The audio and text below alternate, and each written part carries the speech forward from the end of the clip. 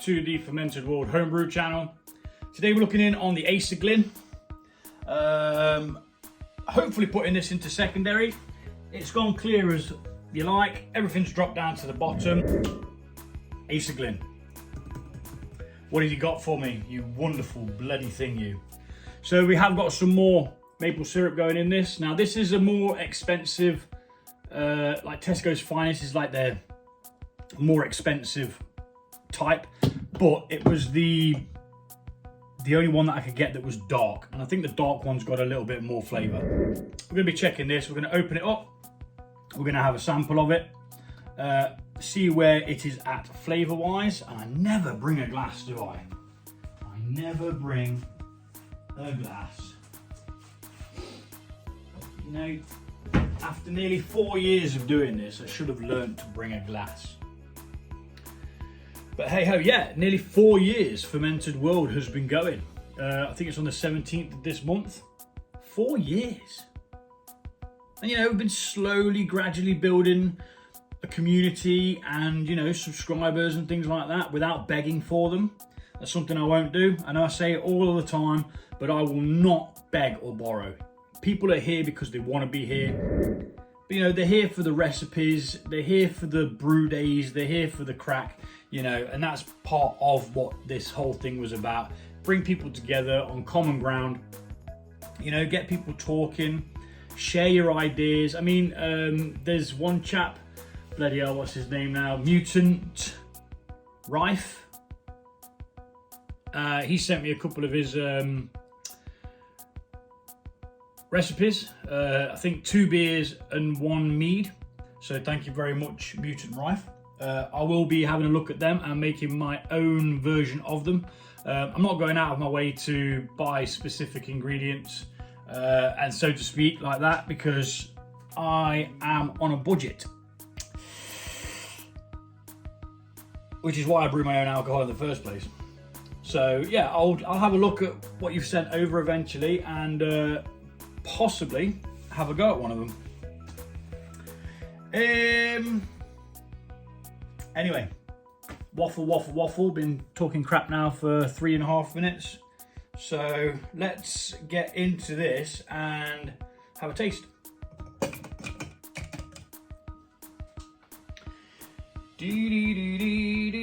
First of all, let's actually do the science bit first, instead of just getting straight into there and downing some booze. We'll kill 2 birds with 1 stone, so to speak. I mean, it's lovely colour.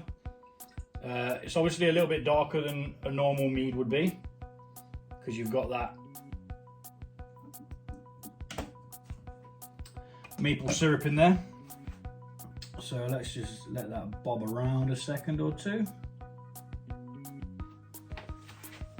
100% dry, 0.990. There is 0 sugar left in this. So we can expect an extremely dry flavour, but still picking up slight hints of maple syrup. Not so much the honey.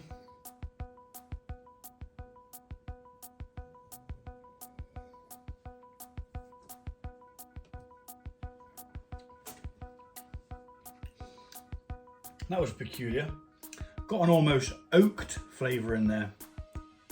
And I suppose it does come from wood, a tree, so that might be very much what it is. But it tastes good. You can still taste the maple syrup, not so much the honey. But yeah, all in all, not too shabby. We're gonna get some stoppers in here. We're gonna add some honey. We're gonna add some maple syrup. So normally I would add about 360 grams of honey. Now this is 330 grams of maple syrup. So I actually don't think I'm going to add any more honey to this. I think that maple syrup hit is going to be perfect. I think. Because otherwise we're only going to be adding a very small amount of honey and it's pretty pointless opening another one to do that. So yeah, that is decided. I'm going to get some fermentation stoppers in here. We need 1 campden tablet per gallon. Crushed down like so. And we do have a clean demijohn over there for this to go into.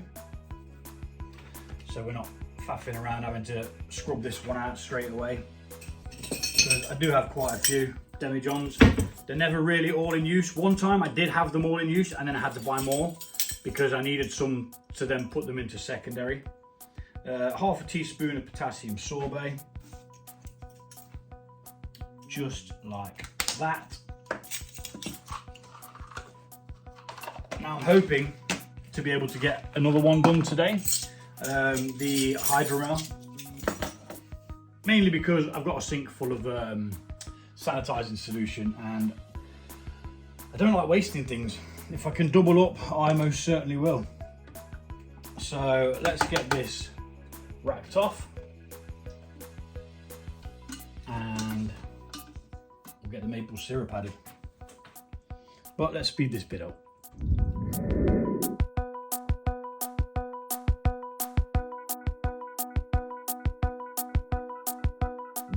You know, every time I go past that flipping organic mead, I feel like kicking it. Flinch at it like that, just to let it know its bloody place. If you don't know already, I've been having issues with this organic versus standard honey. The organic one's just been an ass, an absolute ass. So anywho, as said, we're gonna bash in all of this lovely, lovely, lovely Canadian maple syrup. And we're going to hope to get all of it in there.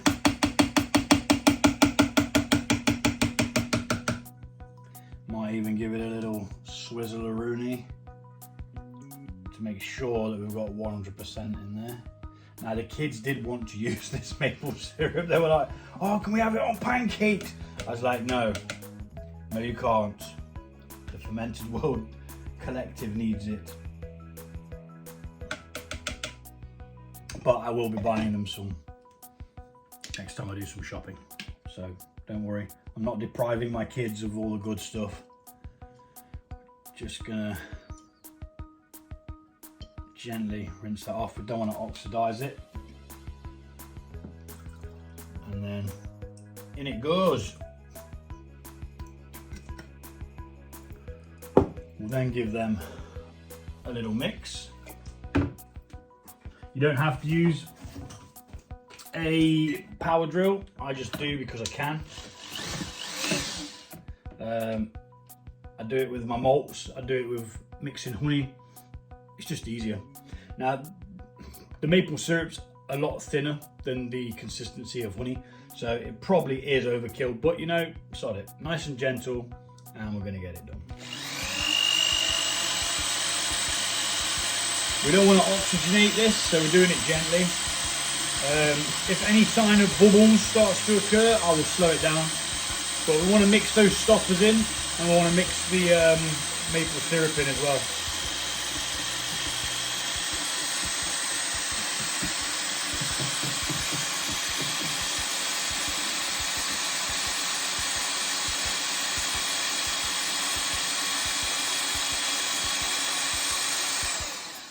Now I am tempted to try it, but I've just put fermentation stoppers in, so they need to work so they can dissipate. You want to let them dissolve and disappear and all that jazz. So now we get the clean demijohn.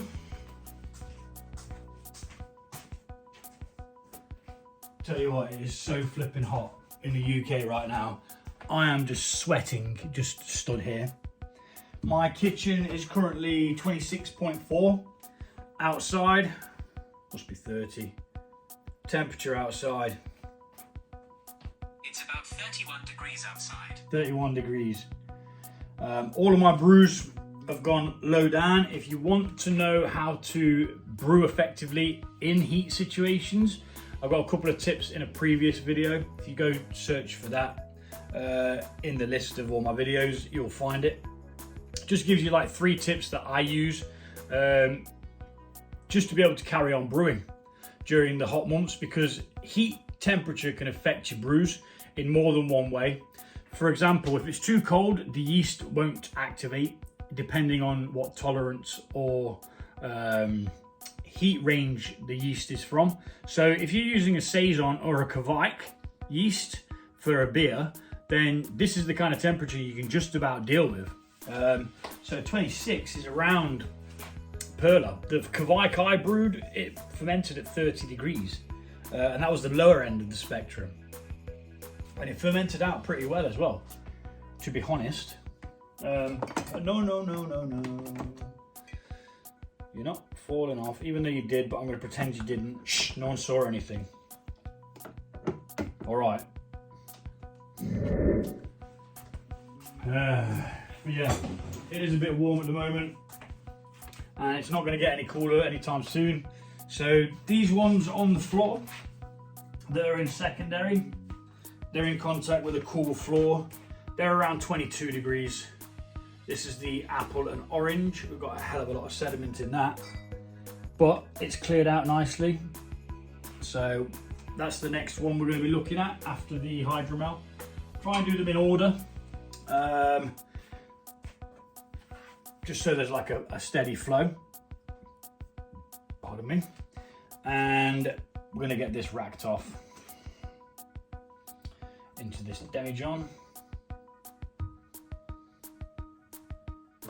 or carboy, as our Yankee friends call it.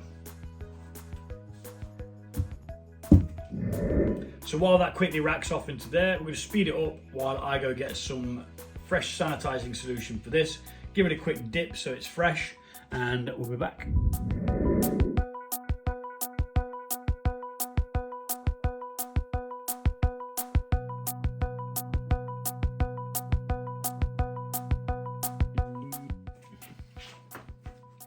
Okay, so that's it labelled up. This is 13.5%. We have got the stoppers in. We've got more stuff to sweeten it up in the form of the extra maple syrup. The original recipe for this is on the channel, so please do go check that out. This has just bubbled ever so slightly. I don't like the look of that. Those stoppers better get working and stop that thing from fermenting, because we don't want it to ferment anymore. If it does, it's not really a problem, because I kind of just take them as they are.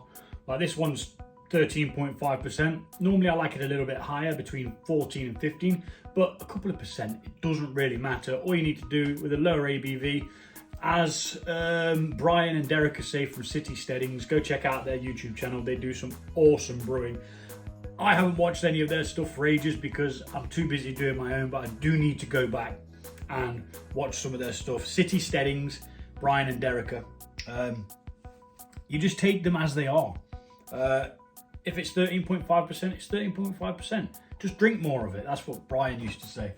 So good on Brian. So I'm going to drop this down to the floor.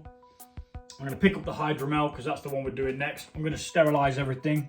And yeah. Thanks for watching, and I'll see you all soon.